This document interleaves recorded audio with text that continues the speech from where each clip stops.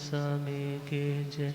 आचार्य सम्राट ध्यान योगी परम पूज्य डॉक्टर श्री शिव मुनि जी महाराज की जय।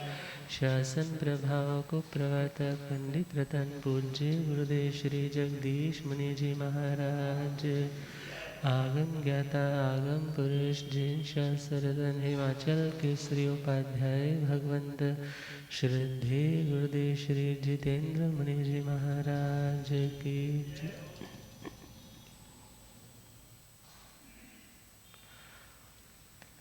मेरी जिंदगी में क्या था,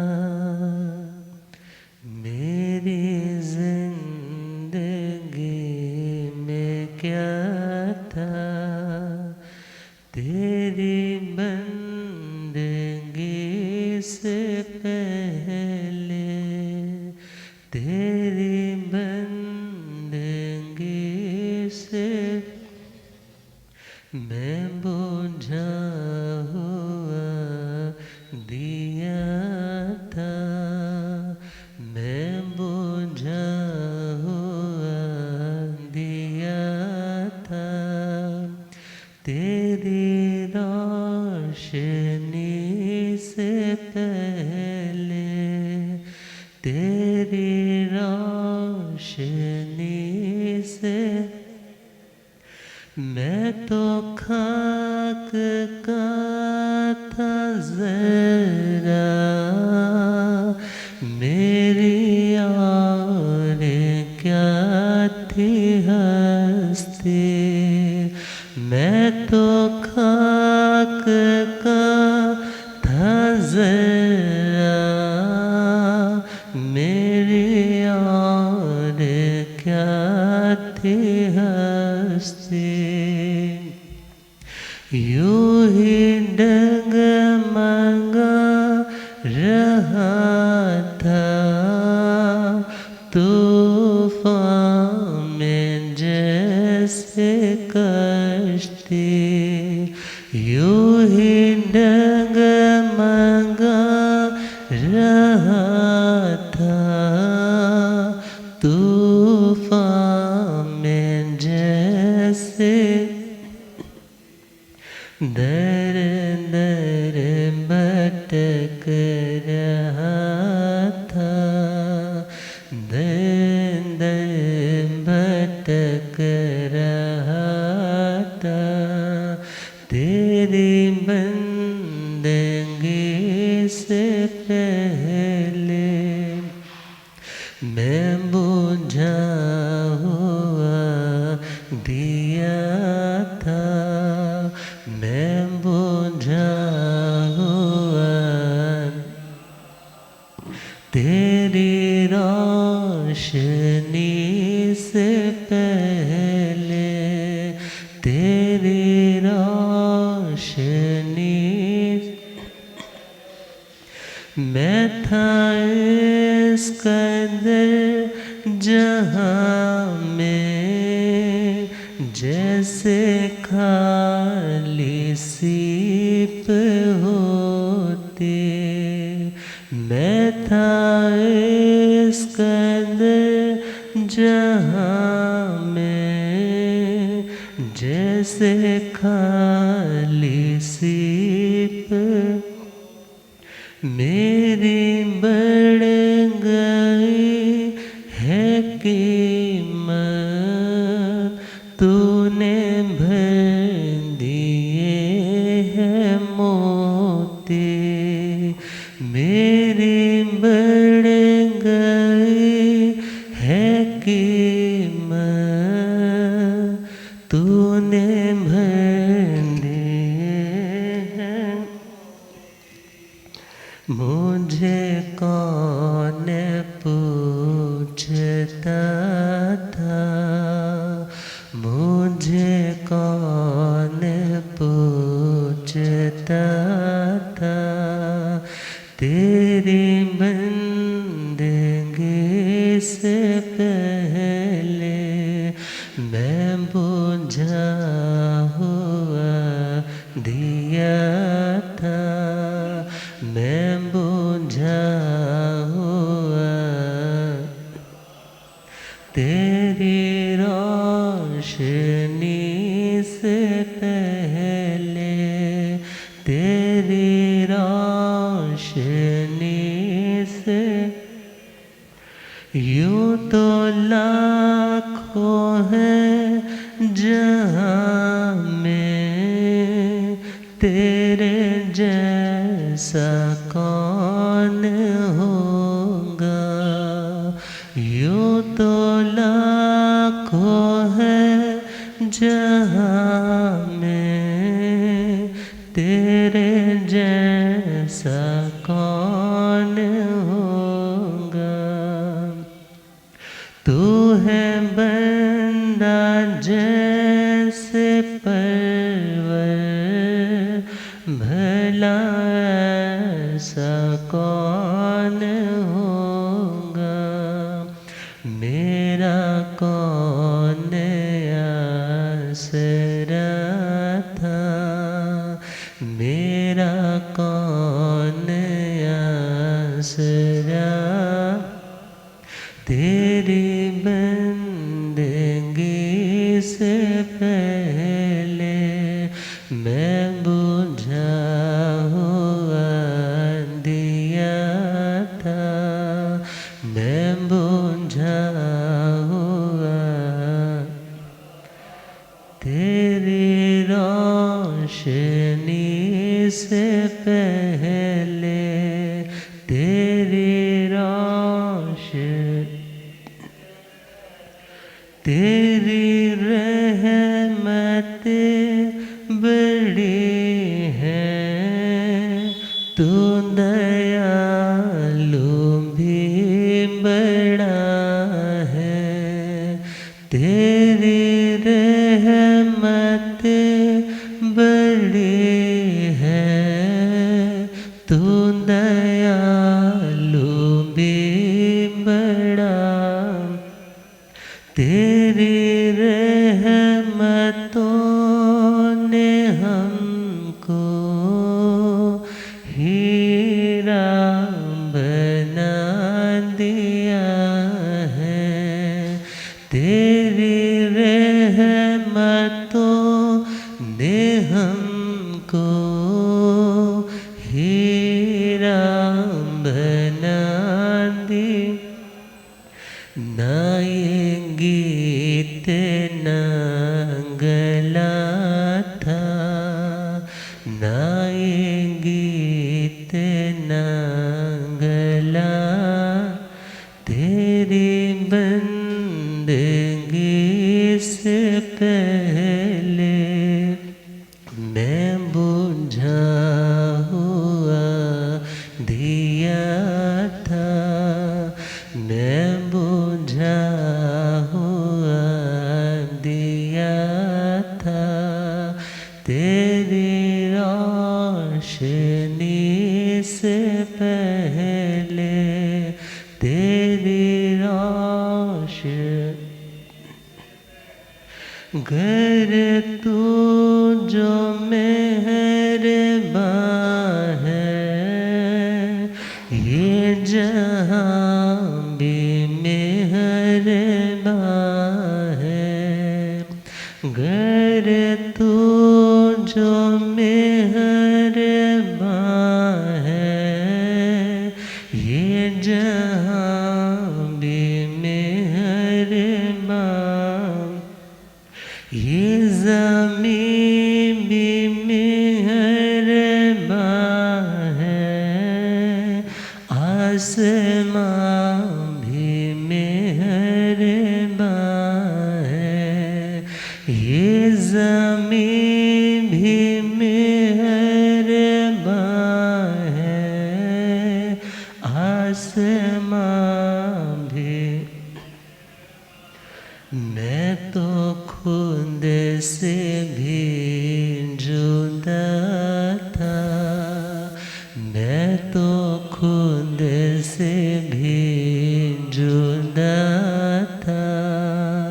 तेरी बंदगी से पहले मैं बुझा हुआ दिया था।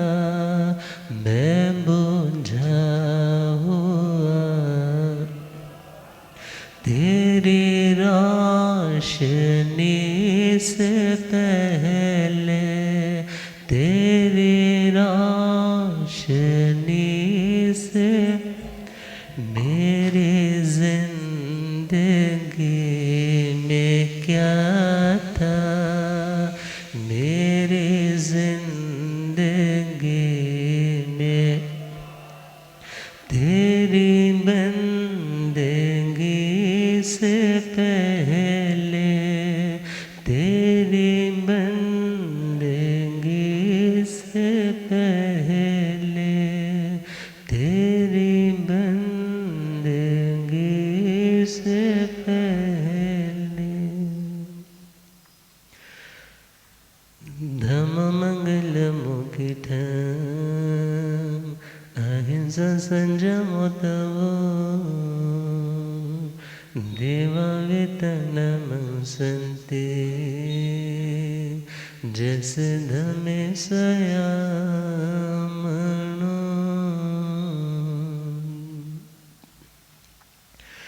जी हाथ जोड़ गोरानो मेरी वंदना, जी हाथ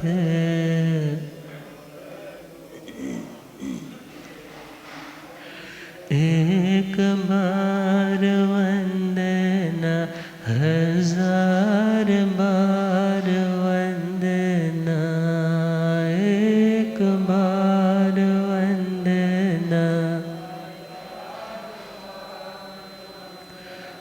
लाख बार वंदना, करोड़ बार वंदना, लाख बार वंदना।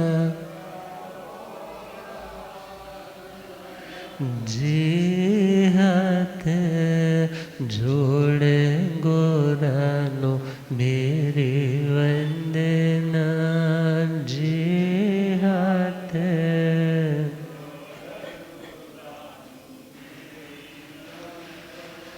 अनंत अनंत शांति के निकेतन शासनपति भगवान महावीर स्वामी के पावन चरणवृंदों में हार्दिक भावना वंदन नमन। मेरे अंधेरे जीवन को रोशनी प्रदान करने वाले परम उपकारी आगम ज्ञान के भंडार आगम ज्ञाता आगम पुरुष जिन शायद सरतन हिमाचल केसरी उपाध्याय भगवंत श्रद्धे गुरुदेव श्री जितेंद्र मुनि जी महाराज साहब के पावन चरण कमलों में एवं पाठ पर विराजित उग्र तपस्वी आदर्श सेवाभावी तप शिरोमणि श्रद्धे गुरुदेव श्री रमण मुनि जी महाराज साहब के पावन चरण कमलों में हार्दिक भावना वंदन। धर्म सभा में उपस्थित धर्मानुरागियों, सुशीलवती माताओं एवं बहनों, असीम पुण्यदय से भाग्यदय से आप सबको संतों का समागम और वितरागवाणी श्रवण करने का शुभ अवसर प्राप्त हो रहा है। श्रीमद् उत्तराधर्मी सूत्र नवम अध्याय नमी पवज्जा सुनाया जा रहा है। इंद्र महाराज ब्राह्मण का वेश धारण करके उन्हें ब्राह्मण संस्कृति के ही अनुरूप प्रवृत्ति मार्ग में अग्रसर होने की ही प्रेरणा दे रहे और दीक्षा स्थल पर उपस्थित नमी महाराज से अलग अलग युक्तियों के माध्यम से वो वार्तालाप कर रहे हैं कि आप क्षत्रिय सम्राट हो, संन्यास लेना ही है तो पहले जो लोग आपके सामने गर्दन तान करके खड़े हो सकते हैं उन लोगों को झुका दीजिए। कहीं भविष्य में आपकी साधना में विघ्न उत्पन्न करने के लिए इनके द्वारा कोई षड्यंत्र न रचे जाए। अर्थात मन है और यह मन गृहस्थी से बच्चों से भी जुड़ा है। कहीं कल को बच्चों के ऊपर कोई विपदा आ गई तो आपका ध्यान बच्चों की ओर होगा, आत्मा की ओर नहीं होगा। अतः सर्वप्रथम आप इन शत्रुओं का दमन कीजिए, इन राजाओं को विनीत कीजिए, अपने सामने झुकने वाला कीजिए। तो इन्होंने फरमाया कि दुनिया में संग्राम तो बहुत, मगर जो आत्म विजेता है वह सर्व विजेता है। जिसने आत्मा को जीत लिया मानो उसने सबको जीत लिया। पंच इंद्रियाणि कोहं माणं मायं तहेव लोहं च दुज्जयं चेव अप्पाणं सर्वं अप्पे जिये जिये। मेरी इस आत्मा ने निश्चय किया है कि मैं दीक्षा के साथ ही उन शत्रुओं को ललकारने जा रहा हूँ कि जो जो मेरे सामने नतमस्तक नहीं होता तुम आओ और मैं तुम्हारा मुकाबला करूँगा। तुम्हें हारना होगा और हारने के बाद मेरी अधीनता स्वीकार करनी होगी। मगर वो शत्रु कौन से? हमारी पांचों इंद्रियां जो विषयों की ओर भोगों की ओर अग्रसर रहती है, जिनकी प्रवृत्ति अभ्यास की प्रबलता के कारण उन दुनिया के भोगों की ओर है। भले आत्मा का स्वभाव उनको भोगना नहीं है, मगर अभ्यास इतना दृढ़ हो चुका है कि आत्मा को लगता है कि यही मेरा स्वभाव है। मगर वास्तव में वो लोग आत्मा के शत्रु हैं जो इंद्रियों के भोग और उनके प्रति आसक्ति है। यह शत्रु ऐसे हैं जो दुर्जय हैं, जिन्हें जीतना बहुत मुश्किल है, मगर मैं धैर्य पूर्वक, ज्ञान पूर्वक, स्वाध्याय पूर्वक, चिंतन पूर्वक, क्यों? क्योंकि मुझे पता है क्षणमित सुखा बहुकाल दुखा, ये दुनिया के भोग क्षण मात्र तो आनंद देते हैं, मगर उसके बाद जो दुख मिलता है उस दुख का रस इस सुख के मुकाबले बहुत गाढ़ा है। अर्थात दुनिया के भोगों को भोगने के लिए पहले तो पुण्य चाहिए। पुण्य होगा तो दुनिया के कंफर्ट्स मिलेंगे, मगर उनको भोगते वक्त व्यक्ति अपने उस पुण्य के बैलेंस को भी डिलीट कर रहा है, खाली कर रहा है, और जब आदत पड़ गई तो कर्जा उठाने के लिए भी तैयार हो जाता है, अन्याय अनीति के मार्ग पर बढ़ने को भी तैयार हो जाता है। अतः दुनिया के भोग और उनके प्रति आसक्ति यह आत्मा के पतन का कारण है, और मैं इनको दूर करूँगा और मैंने ये निश्चय किया है। और क्रोध, मान, माया और लोभ यह भी आत्मा के शत्रु, और आत्मा स्वयं अपनी आत्मा का शत्रु भी है और मित्र भी है। मगर मैं अपनी इस आत्मा को, आत्मा के निश्चय स्वरूप का बार बार ध्यान दिला करके इसे व्यवहार के धरातल पर रख करके साधना करूँगा कि हे आत्मा, तेरा अंतिम गोल मोक्ष है, मगर वहाँ तक पहुँचने के लिए तुम्हें साधना करनी होगी। और इस गाथा में हम देखें तो 5 इंद्रियों के दमन का विधान किया है, 4 कषायों को जीतने का भगवान ने निर्देश दिया है, और मन, वचन और काया इन तीनों योगों को भी कंट्रोल करने का निर्देश दिया है। क्योंकि जिस व्यक्ति ने अपनी कषाय आत्मा को जीत लिया और उसके बाद अपने योग आत्मा को भी मन, वचन और काया इनको अशुभ से, बुरे से हटा करके पहले शुभ की ओर लगाना है, फिर शुभ से भी हटा करके शुद्ध की ओर लगाना है। और जिस समय यह आत्मा उस दशा को पाती है तो एक समय आता है कि फिर वह आत्मा निष्कंप भी हो जाती है। क्यों? क्योंकि नाड़ियों की धड़कनें जो चल रही हैं, ब्लड का जो स्टिमुलेशन, ब्लड का फ्लो भी जो हो रहा है, वह भी काय योग है। कौन सा योग है? आपका मन के ऊपर कंट्रोल आप करने के लिए साधना कर सकते हो। आप चाह करके अपने वाणी को मौन के माध्यम से कंट्रोल कर सकते हो, मगर जो इस देह में चलने वाली अवस्थाएं हैं, जो केमिकल रिएक्शंस हैं, जो सीक्रेशंस हो रहे हैं, और जो ब्लड और उसके साथ कितने कितने एसिड प्रोड्यूस हो रहे हैं, कितना कुछ बन रहा है, बिगड़ रहा है, और वह कौन सा योग है? काय योग। अर्थात इस देह के उन पुद्गलों का जो स्पंदन है वह काय योग है। मगर वह आया भी तो किसके माध्यम से है? कर्म जन्य, कर्म के कारण है, और उसके कारण आत्मा में स्पंदन है। मगर उन स्पंदनों को भी रोकना ये हर किसी के बस की बात तो, मगर अभ्यास बढ़ता गया और एक समय आया, अपूर्व श्रेणी का आरोहण करते हुए वह आत्माएं 13वें गुण स्थान के अंतिम क्षणों में योगों का निरुंधन करते करते 14वें गुण स्थान में अयोगी अवस्था को प्राप्त हो जाती। और 14वें गुण स्थान के अंतिम जो 5 हरस अक्षर उच्चारण काल जितना जिसका टाइम पीरियड है, अंतिम क्षण में पूर्ण उस काय योग का भी निरुंधन हो जाता है और देह को छोड़ करके वह आत्मा एक ही समय में ऋजु गति से मोक्ष की उस अवस्था को प्राप्त हो जाती। और मेरा लक्ष्य तो वही है कि पहले अपनी इंद्रियों को नियंत्रित करना, फिर अपने कषायों को नियंत्रित करना, फिर इन योगों को भी नियंत्रित करते करते अयोगी अवस्था को प्राप्त कर जाना। और जिस आत्मा ने इस लक्ष्य को अपने ध्यान में रखते हुए साधना की, ऐसी आत्मा सर्व विजेता है। और सर्व विजेता आत्मा का फिर कोई शत्रु नहीं होता।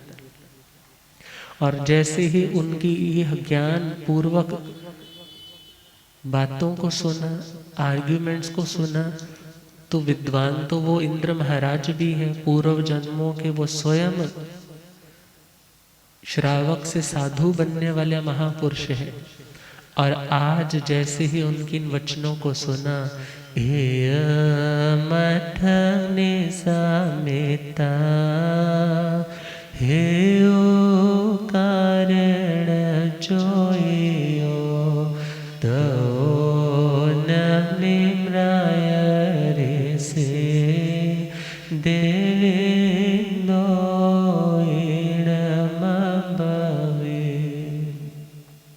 नमी महाराज की अर्थपूर्ण इन बातों को सुनने के बाद जैसे ही सुना, हृदय में धारण किया, अब चिंतन चल रहा है कि इनकी बातें भी इलॉजिकल नहीं है, इनकी बातों में भी प्राण है, इनकी बातों में भी जान है, इन बातों में भी तर्क है। और ये बातें यूं ही चलते फिरते नहीं बोली जा रही, बल्कि विवेक पूर्वक इनका समाधान दिया जा रहा है। क्योंकि ये बातें हेतु और कारण से प्रेरित है, अर्थात इनके उत्तर हेतु से भी युक्त है और कारण उसके पीछे कॉज भी है जो ये बोल रहे। और उनका वो हेतु और कारण कौन सा था? प्रतिज्ञा 5 हम बातें कर रहे थे ना पहले, प्रतिज्ञा, हेतु, उदाहरण, उपनय और लास्ट था निगम।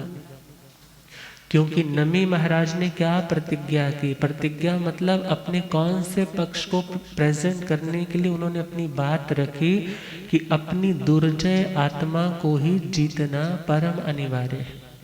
क्या बात रखी? दुनिया के शत्रुओं को नियंत्रित करने की कोई आवश्यकता नहीं। तुम्हें नियंत्रित करना है तो पहले किसको करना है? अपनी आत्मा को, अपनी इंद्रियों को, अपने मन को, अपने कषायों को। उसका हेतु क्या है? क्योंकि तुम्हारी आत्मा समर्थ आत्मा। नमी महाराज कह रहे हैं तो वो यह कहना चाहते हैं कि मेरी आत्मा जान चुकी है कि मैं अपने भाग्य का निर्माता स्वयं हूँ। मैं स्वयं अपने थॉट्स का क्रिएटर हूँ और जैसा मैं थॉट क्रिएट करूँगा वैसी मुझे फीलिंग आने वाली है, अनुभूति आने वाली। अतः मैं स्वयं क्रिएटर हूँ, मैं स्वयं समर्थ हूँ, मैं स्वयं अपनी जिंदगी का निर्माण करने वाला समर्थ आत्मा हूँ। उसका हेतु भी दे दिया। और उदाहरण कैसे दिया? जैसे एक घर का मुखिया यदि घर को व्यवस्थित चलाना चाहता है तो उससे हर व्यवस्था का ध्यान रखना पड़ता है। यदि कोई बात नहीं मानता तो उससे समझाना और उस व्यक्ति का दमन करना, निग्रह करना भी उस मुखिया का काम रहता है कि कहीं घर अव्यवस्थित ना हो। और यदि एक अच्छी मैनेजमेंट के साथ आपकी गृहस्थी चलती है तो आपकी वह गृहस्थी जैसे सुखी हो जाती है, इसी प्रकार यह आत्मा भी तब सुखी होती है जब इस आत्मा के नीचे काम करने वाले उसकी इंद्रियां, उसका मन इसके कंट्रोल में आ जाता है। और उपनय, उपनय मीन्स उसी प्रकार मैं भी अपनी आत्मा के स्वरूप को जानने वाला, अपनी इंद्रियों को अपने अकॉर्डिंगली ज्ञान पूर्वक चलाने का साहस रखता हूँ। निगमन, अतः मैं वैसा ही करूँगा जो मेरी आत्मा के लिए हितकारी होगा।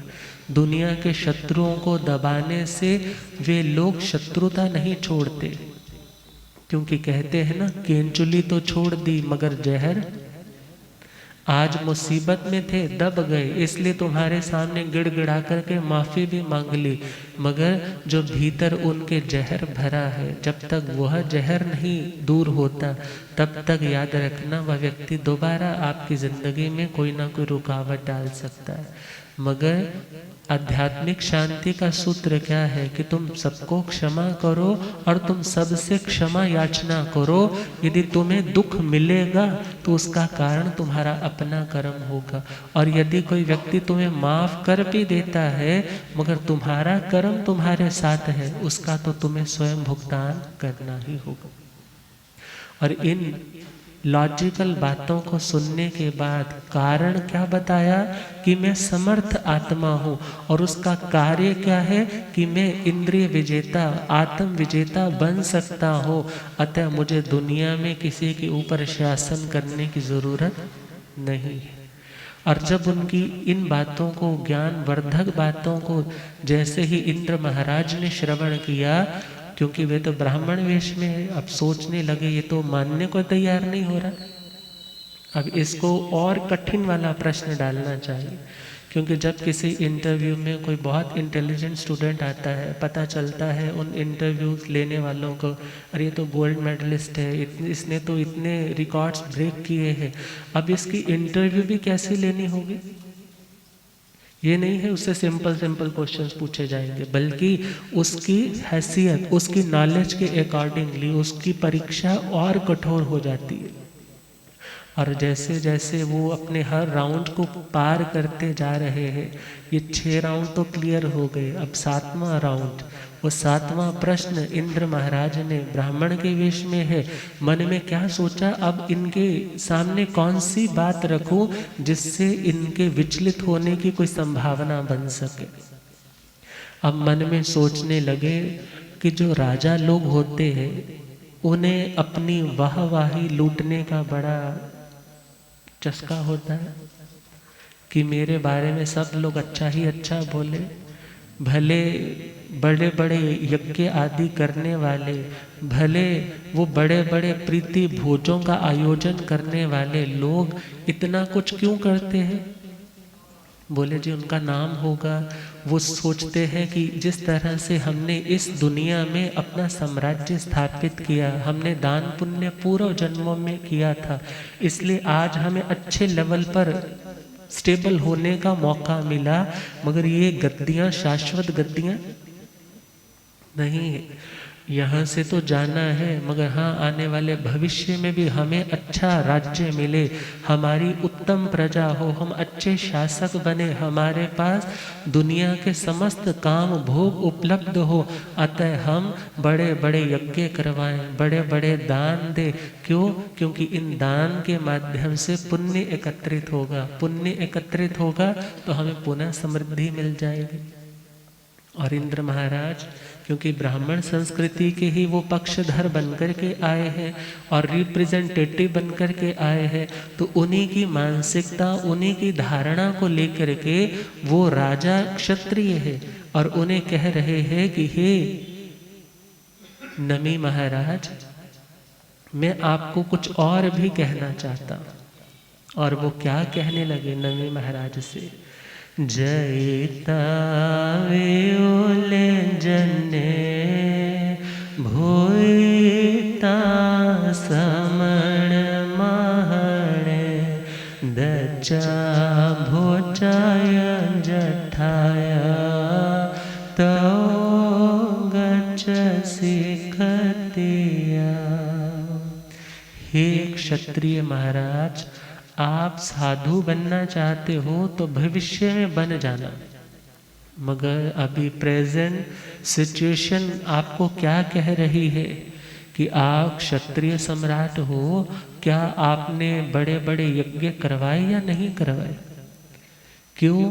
क्योंकि आज तुम्हारे पास यदि इतने साधन उपलब्ध है, ये पुण्य दान का फल है, और यदि आज तुम ये पुण्य दान नहीं करोगे तो मेरा मन कहता है कि तुम्हारा यह राज्य पुनः तुम्हें इस रूप में मिलने वाला नहीं। मैं तो हितैषी बनकर के आया हूँ, हित चिंतक बनकर के आपको समझाने आया हूँ कि हम चाहते हैं कि हम मर गए फिर पुनः आप जैसे राजा की प्रजा बने, आप हमारे सर के ताज बनो और आपका नाम चारों दिशाओं में फैले कि उस महाराज ने इतने दान करवाए, इतनी दानशालाएं खुलवाई, इतने लोगों का भला किया। आप भलाई के काम कीजिए, आप यज्ञ आदि कीजिए, फिर उसके बाद आप साधु ही बनना है, बन जाइए। और जैसे ही बात रखी जयिता व्यूले जन्ने, जयिता अर्थात बहुत से यज्ञों को, व्यूले मीन्स विपुल, विपुल का मतलब इन अबंडेंस, बहुत ज़्यादा, जन्ने मीन्स यज्ञ, जयिता अर्थात बहुत से यज्ञ करवाइए। क्योंकि उस समय जो ब्राह्मण संस्कृति है, उस समय यज्ञ का विधान रहता ही था, क्योंकि अग्नि को देवताओं का मुख कहा जाता कि आप यदि उस यज्ञ पात्र में, यदि उस कुंड में कुछ डालते हो, मानो वो देवता रिसीव करने के लिए आता है। और वो कह रहे हैं कि देवता यदि प्रसन्न होंगे तो आपके ऊपर कृपा होगी, आपके ऊपर अनुकंपा होगी, आपको सुख सामग्री, आपको कंफर्ट, जिंदगी के साधन बहुत भरपूर मिलेंगे। और कह रहे हैं आप पहले बड़े बड़े यज्ञ करवाइए, क्योंकि उस समय अश्वमेध इत्यादि यज्ञ, सर्वमेध आदि यज्ञ का बहुत प्रचलन था।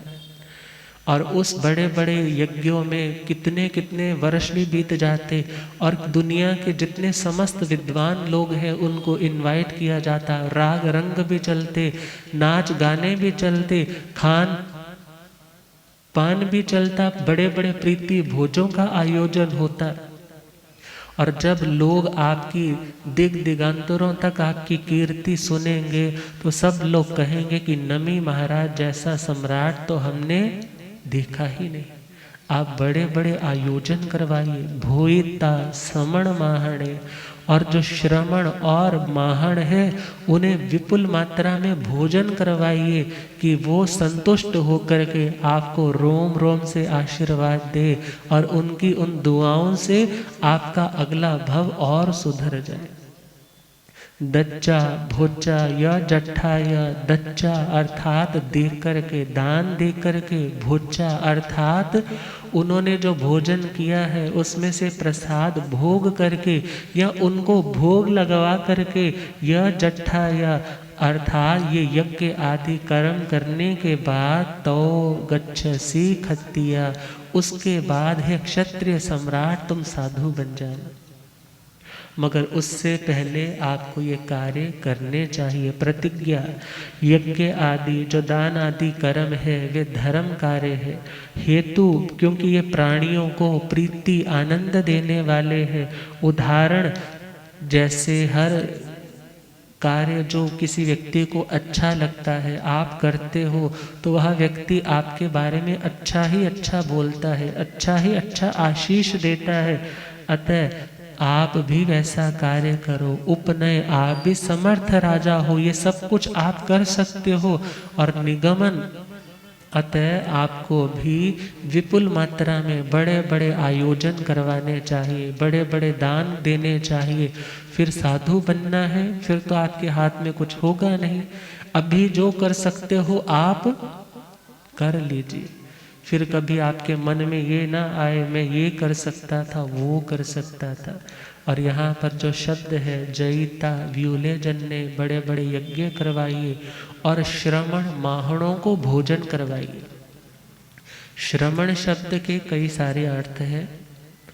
श्रमण शब्द एक आता है श्रमो तपसी खेदेच, जो आत्मा श्रम करती है, परिश्रम करती है, मेहनत करती है, किस चीज में? कर्म काटने में।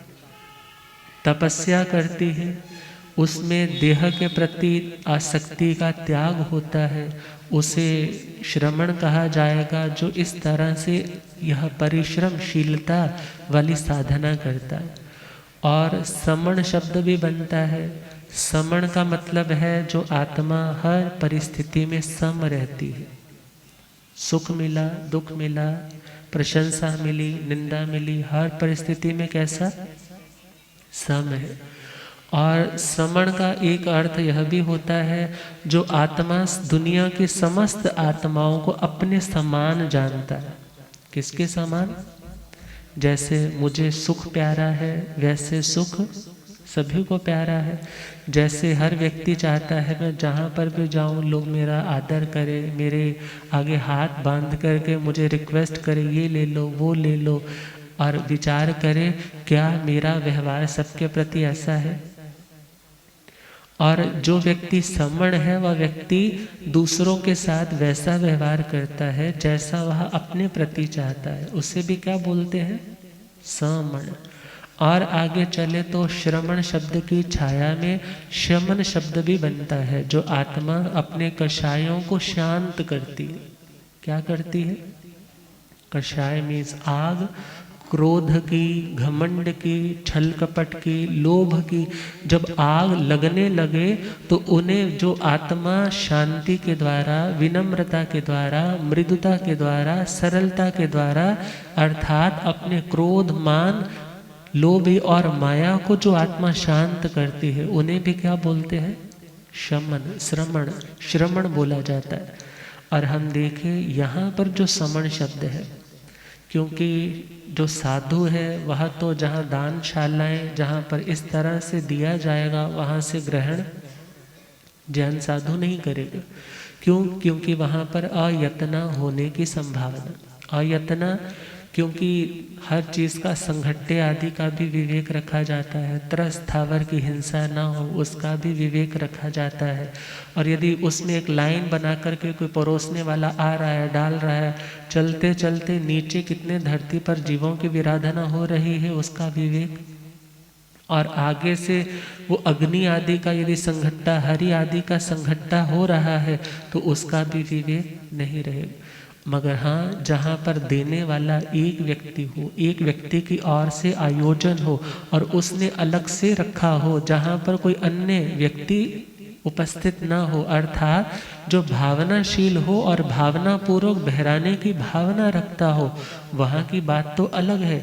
मगर जो एक रेगुलर टर्म में दानशालाएं खुल जाती हैं, जैसे आप लोगों ने देखा होगा बड़े बड़े शहरों में 20 रुपए की थाली या फ्री भोजन इत्यादि इस तरह से दिया जाता है कि जो लोग नहीं ले सकते, खरीद नहीं सकते, पैसा नहीं है या बाहर से आए हैं, उनके भोजन की व्यवस्था की जाती। मगर एक जैन साधु ऐसे स्थानों से भोजन ग्रहण नहीं करता। और उसकी साधना की विधि में भले अभिमान का त्याग करवाया जाता है कि तुम्हें भोजन घर घर से लेना। ये क्यों? क्योंकि हर चीज़ याचित है, अपनी नहीं है, अतः उसका अभिमान चला जाए मगर उसके साथ उसका स्वाभिमान बना रहे। इसलिए उसकी मर्यादाएं बताई कि तुमने इन इन कंडीशंस में ले सकते हो और ऐसी ऐसी कंडीशंस हो तो भले मिलने वाली सामग्री उत्तम भी हो तो भी तुम्हें ग्रहण नहीं करनी। और यहाँ पर जो समण शब्द है, श्रमण शब्द है, उस समय शाक्य भिक्षु आदियों के लिए भी ये श्रमण शब्द उपयुक्त होता था, प्रयोग में आता था, बौद्ध आदि भिक्षुओं के लिए भी। और उनकी उस दैनिक चर्या में जो अन्य भिक्षाजीवी साधु है उन लोगों की बहुत ज़्यादा ऐसी नियम मर्यादाएं, हाँ, सात्विक हो, शुद्ध हो, यहाँ तक तो सबकी लगभग से मर्यादाएं रहती है, मगर जो जैन साधुओं की कंडीशंस कुछ अलग रहती है। अतः यहाँ पर श्रमण महान का मतलब है उन श्रमणों को, उन भिक्षुओं को तुम दान दो। क्यों? क्योंकि वहाँ जैन साधु तो नहीं आएंगे लेने के लिए। और महान शब्द, महान का मतलब है ब्राह्मण। महान का अर्थ क्या है?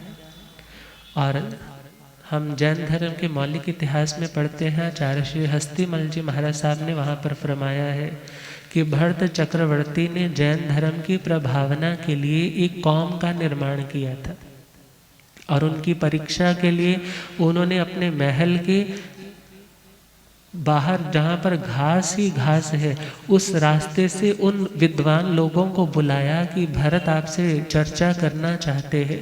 तो बहुत से विद्वान आए, मगर वो आगे ना बढ़ पाए। और जब पूछा अंदर क्यों नहीं आ रहे, बोले ये घास है, ये वनस्पति है, हम पैर रखेंगे इनकी विराधना होगी, इनमें भी जीव है, इनमें भी प्राण है, अतः हम इसके ऊपर नहीं आ सकते।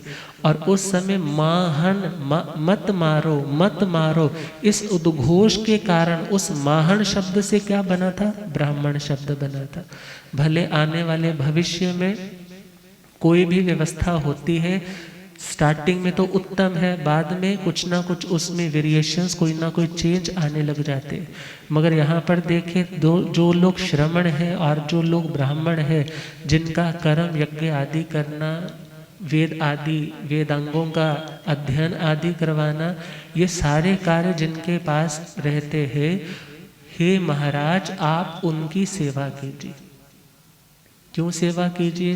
क्योंकि एक तो वो क्रम चलता रहेगा, वो लोगों को ज्ञान सिखाएंगे, और तुम इस तरह से उनको दान दोगे तो उन लोगों की जिंदगी में भी लोभ आदि पैदा नहीं होगा, अर्थात उनकी सारी आवश्यकताएं राजा से पूरी हो जाएंगी। तो वे लोग सामान्य जनता के प्रति ललचाई हुई नज़रों से कोई विधि विधान आदि कार्यक्रमों में उनको अंध मान्यताओं की ओर लेकर के नहीं जाएंगे। अपना पक्ष रख दिया। दच्चा भोजा या जट्ठा, या तुम बड़े बड़े दानशालाओं में दान करवाओ, और भोजा जो लोग एक समय का भोजन नहीं खा सकते, जो लोग अभावों में जिंदगी गुजार रहे हैं, उन लोगों के लिए आप प्रीति भोज का आयोजन करवाओ। हम लोग पाली मारवाड़ में थे, राजस्थान में, और वहाँ पर परंपरा है कुछ वर्षों से, एक सहधर्मी शुश्रूषा नाम से एक घोट चलती है। घोट का मतलब रहता है जो प्रीति भोज।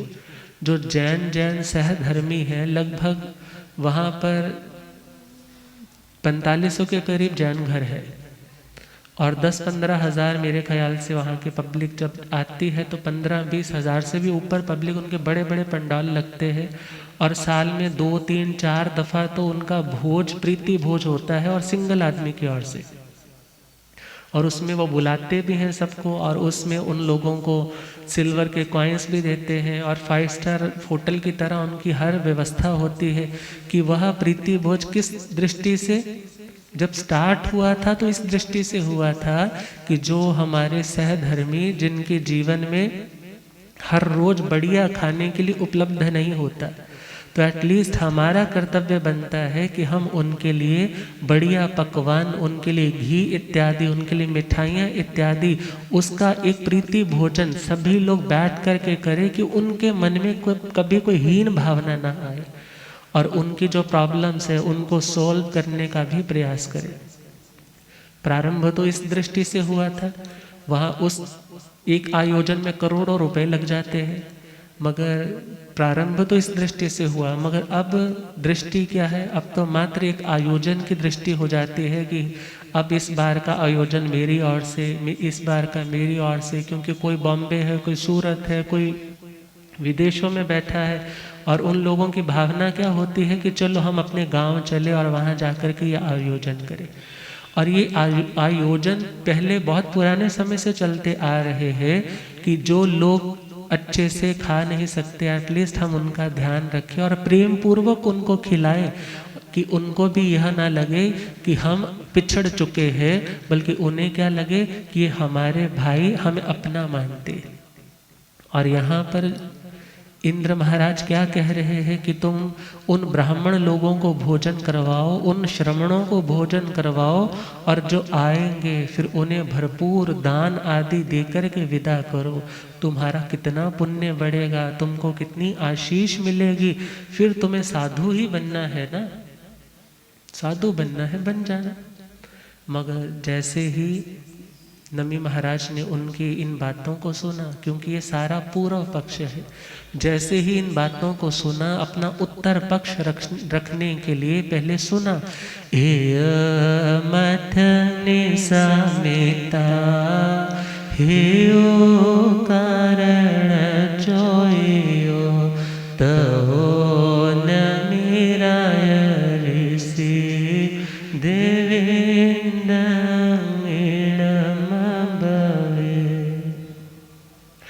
जो सहसाण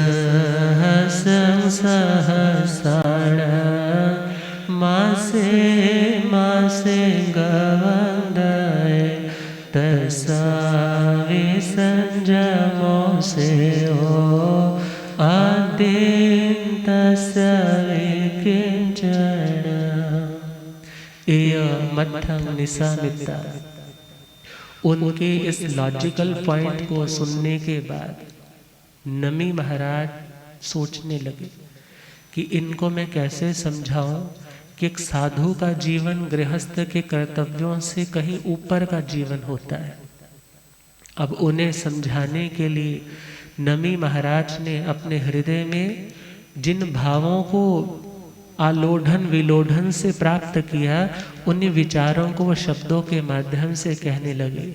जो सहस्रं सहस्राण, एक व्यक्ति जो सहस्र को सहस्र से गुना करो, हजार को हजार से गुना करो, कितने बनते हैं? बोलो 10 लाख। कितने बनते हैं? एक व्यक्ति ऐसा जो मासे मासे गवम दये, हर महीने कितनी गायों का दान देता है? 10-10 लाख। कितनी गाय? 10-10 लाख गोधन का दान देता है।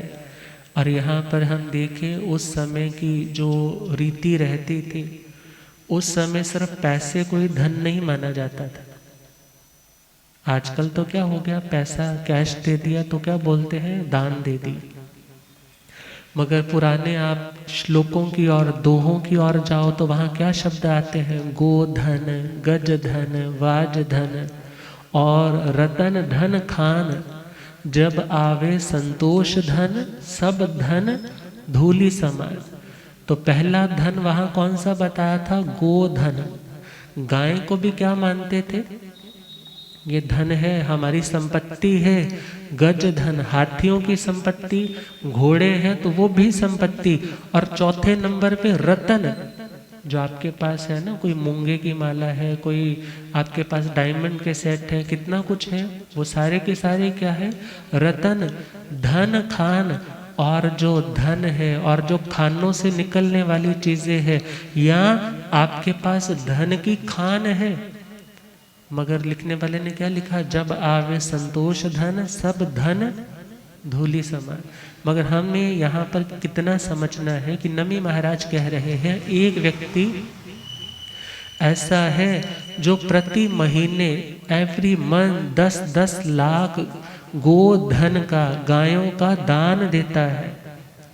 तस्वी संजमो सेयो, मगर उस आत्मा के लिए भी, तस्य अपि अर्थात उस आत्मा के लिए जो 10 लाख गायों का दान देता है हर महीने, और एक व्यक्ति जो कुछ भी नहीं दे सकता, दोनों के लिए तस्वी संजमो सेयो, इन दोनों आत्माओं के लिए क्या श्रेष्ठ है? बोले संयम और भी श्रेष्ठ है। क्यों? क्योंकि संयम ऐसा उत्तम औषधि है जो आत्मा के कर्मों के रोगों से सदा सदा के लिए मुक्त करवा सकता है। तस्वी संयमों से हो। एक व्यक्ति जो 10 लाख गायों का दान देता है उसके लिए भी संयम श्रेष्ठ है। और अदिन्तस्वी किंचन, और एक व्यक्ति ऐसा है जो कुछ नहीं देता, किंचन कुछ भी नहीं देता, अदिन्तस् अर्थात कुछ देने लायक नहीं है, ऐसा व्यक्ति भी यदि संयम की आराधना करता है, बोले वह व्यक्ति उन 10 लाख गायों का दान देने वाले व्यक्ति से भी श्रेष्ठ है। और एक व्यक्ति 10 लाख गायों का दान करता है, वो संयम की आराधना करे तो उसका भी संयम श्रेष्ठ है।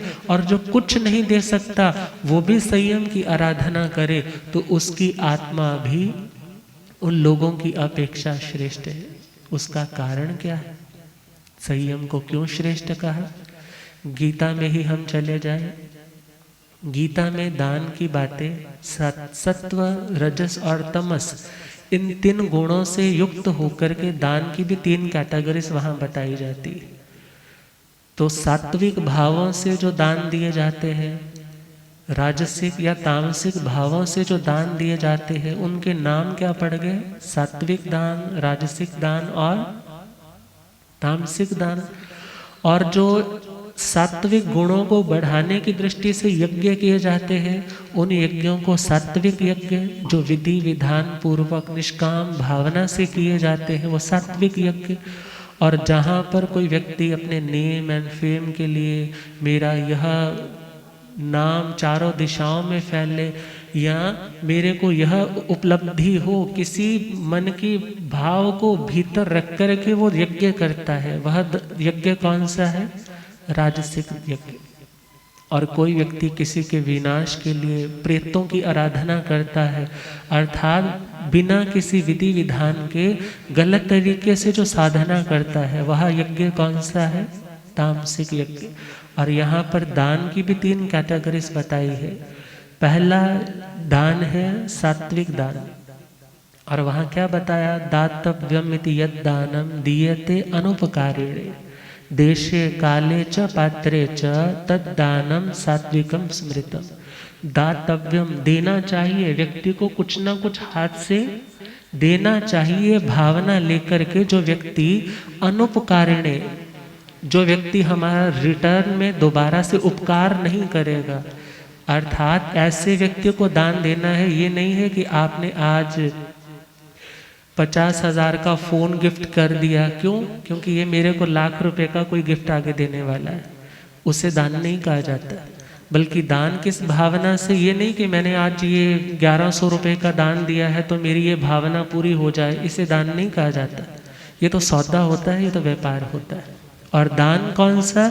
जहाँ पर यह भावना है कि मेरा डिपॉजिट कर रहा हूँ, मुझे रिटर्न में कुछ नहीं चाहिए, कि मेरे को मिलेगा, ये मेरा ये कर्जा उतारेगा, इस भावना से दान नहीं। देशे काले च पात्रे च, देश वह स्थान देखता है, किस स्थान पर वह व्यक्ति कौन सा योग्य है, कौन सा स्थान योग्य है, कौन सा समय योग्य है। अर्थात यदि अयोग्य देश में, काल में या पात्र में दोगे, ऐसे व्यक्ति को तुम दान दोगे जिसे जरूरत भी नहीं है, जो व्यक्ति उसका दुष्प्रयोग करने वाला है, तो आपके दान का कोई लाभ? तद्दानम सात्विकम समृद्धम। जो योग्य व्यक्ति को योग्य स्थान पर और योग्य समय पर दान दिया जाता है, जब उसे उसकी जरूरत है। ये नहीं है भूख तो लगी नहीं है, नहीं जी मैंने तो तेरे को खाना खीर मालपूड़े लेकर आया हूँ आज खिलाने। वो बोला मेरे को तो डायबिटीज़ है, मैं नहीं खा सकता। बोला नहीं जी आपको तो खाने पड़ेंगे, मेरे को पुण्य लगेगा। तो यदि वो जबरदस्ती उनको खिलाएगा तो उसको पुण्य लगेगा या पाप लगेगा? अब वो काल देखो, उस व्यक्ति की अवस्था देखो, उसकी नीड देखो कि उसको चाहिए, और देने के बाद आपको भी उसका कोई लाभ होना चाहिए। और दूसरा पॉइंट है राजसिक दान का। यत्तो प्रत्युपकारार्थम फलम उद्देश्य वा पुनः दीयते च परिक्लिष्टम तद राजसम उदाहरितम। ये 17वां अध्याय है, उसका 20वां, 21वां, 22वां श्लोक है। तो दूसरे में बताया यत्तु प्रत्युपकारार्थम, कि मैं इसका भला कर रहा हूँ। क्यों? क्योंकि इसने मेरा भला किया था, इसने मेरा भला किया था। इसका कर्जा चुकाने के लिए मैं क्या कर रहा हूँ? भला कर रहा हूँ इस भावना से, या मैं इसलिए दे रहा हूँ कि ये मेरा आगे भविष्य में अच्छा करेगा, ऐसी भावना को लेकर के, और फलम उद्देश्य, फल को दृष्टि में रख करके मैं वहाँ पर 1 लाख रुपया दूंगा और मेरे को ये मिलना चाहिए। और कई लोग तो ना डील करते हैं, इवन तो कई चोर लोग डील करते हैं कि मैं चोरी में से इतना % उस मंदिर में चढ़ा दूंगा, हे प्रभु जी इतना आपके नाम का, बाकी मेरा। और विचार करना, जहाँ पर फल को उद्देश्य लक्ष्य में रख करके दान दिया जाता है, दिए ते च परिक्लिष्टम, और बहुत बार मन क्लेश से युक्त है, मन नहीं है, देना पड़ रहा है। और बहुत बार क्या होता है, ढूंढता है कौन सी वाली चीज़ दूँ, ये तो बढ़िया वाली है, उसको क्या ज़रूरत है इतनी बढ़िया देने की, वो वाली चीज़ दो जो कोई लेता नहीं है, और वैसी चीज़ उठा लेते हैं। फ्रूट भी लेना हो ना, खुद खाना हो तो बढ़िया वाला, और दूसरा किसी को देना है, चलो थोड़ा सा तो खराब है, रेट भी तो कम हो रहा है, उतार के खा लेगा। अर्थात जब इस भावना से वो दान दिया जाता है, वो दान कौन सा है, तद राजसम उदारितम, उसे राजसिक दान बोला जाता है। और तीसरा बताया है, आदेश काले यद दानम अपात्रेभ्यश्च दीयते असत्कृतम अवज्ञातम तत्तामसम उदाहरितम। आदेश काले स्थान योग्य नहीं है जहाँ तुम देने जा रहे हो, और वो समय उपयुक्त नहीं है जिस समय पर आप दे रहे हो। कहते हैं ना, यदि बरसात ऑलरेडी हो रही है, फसलों का नुकसान हो रहा है, फिर भी बरसात हो रही है, और कोई व्यक्ति बोलता है अच्छा तू मेरे से कहता था ना मेरे खेत में पानी नहीं आता, देख मेरे खेत में बहुत आया हुआ, थोड़ी सी वाट खोल के तेरी और कर दूं, तो क्या बोलोगे? अरे भाई, जहां ऑलरेडी नुकसान हो रहा है तू देगा, उससे और क्या होने वाला है, नुकसान होने। जिस व्यक्ति ने अय्याशी में, भोगों में, गलत कार्यों में उस पैसे का दुष्प्रयोग करना है, ऐसे व्यक्ति को तुम फिर भी डोनेट करने जा रहे हो, तो कहा आदेश काल यद दानम अपात्रेभ्यश्च दीयते, जो व्यक्ति सुपात्र नहीं है ऐसे व्यक्ति को तुम दान दे रहे हो, असत्कृतम अवज्ञातम, और जो असत्कार का पात्र है, या दूसरी दृष्टि से बोले जहाँ देने के बाद कोई लाभ मिलने वाला नहीं है, ऐसे व्यक्ति को और अपमान पूर्वक भावों से भी जो तुम दान देते हो, वह दान तामसिक दान कहलाता है। मगर सात्विक, राजसिक, तामसिक इन दानों के बारे में तो हमने सुन लिया, मगर कहा जाता है ये दुनिया के दान यदि तुम सपोज सात्विक भाव से भी देते हो, तो इनके फल की आदि भी है और अंत भी है। इनके फल की आपको कोई कंफर्ट मिलेगा, उसकी स्टार्टिंग भी होगी और उसका दी एंड भी होगा।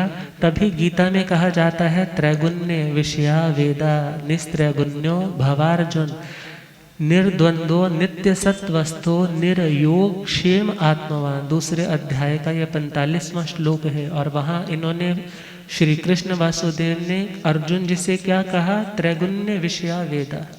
वेदों में तो तीनों गुणों के बारे में वर्णन आता है, सात्विक का भी, राजसिक का भी, और वहाँ पर क्या कहा, जो सत्व गुण है वो व्यक्ति को देवलोकों तक पहुँचा देता है, जो राजसिक गुण है वो हमें मनुष्य लोक तक ही सीमित रखता है, और जो तामसिक गुण है वो हमें अधोगति की ओर लेकर के जाता है। और कहा त्रैगुण्य विषया वेदा, वेदों में तीनों गुणों के बारे में चर्चा की जाती है, सात्विक, राजसिक और तामसिक। मगर निस्त्रैगुण्यो भवार्जुन, हे अर्जुन तुम्हें त्रिगुणातीत होना है। कैसा बनना है, सत्व से भी ऊपर उठना है, रजो से भी और तमो से भी। निर्द्वंद्वो, तुम्हें मन में कोई कन्फ्लिक्ट नहीं रखना, कोई द्वंद्व नहीं रखना, क्या करूं क्या नहीं करूं, मगर तुम्हें नित्य सत्वस्तो, तामसिक दान नहीं करना, तामसिक चिंतन नहीं करना, तामसिक आहार नहीं करना, तामसिक से उठ करके तुम्हें राजसिक में शिफ्ट होना, राजसिक से शिफ्ट होकर के तुम्हें सात्विक में शिफ्ट होना, नित्य सत्वस्थो निर्योग क्षेम आत्मवान, और इससे भी ऊपर उठ करके तुम्हें योग और क्षेम से भी ऊपर उठ जाना है। योग मतलब अप्राप्तस्य प्राप्तिरिति योगा, प्राप्तस्य रक्षणम इति क्षेम, अर्थात मुझे यह मिले इस भावना से भी ऊपर उठना है, और जो मिला है इसको मैं बचा करके रखूं, इस भावना से भी तुम्हें ऊपर उठना है। अर्थात ये यज्ञ आदि कर्म तुम्हें इस दुनिया तक सीमित रखेंगे, देवलोकों के संसार तक सीमित रखेंगे, मगर तुम्हें तो त्रिगुणातीत बनना है। अर्थात तुम्हें इनसे भी ऊपर उठना है। और इससे हमें क्या समझाइश मिल रही है कि एक सन्यासी के लिए, एक साधु के लिए कौन सा दान और कौन सा यज्ञ उत्तम है, उसके बारे में हम कल चर्चा करेंगे। इन्हीं मंगल शुभ भावों के साथ अब पूज्य श्रद्धेय गुरुदेव।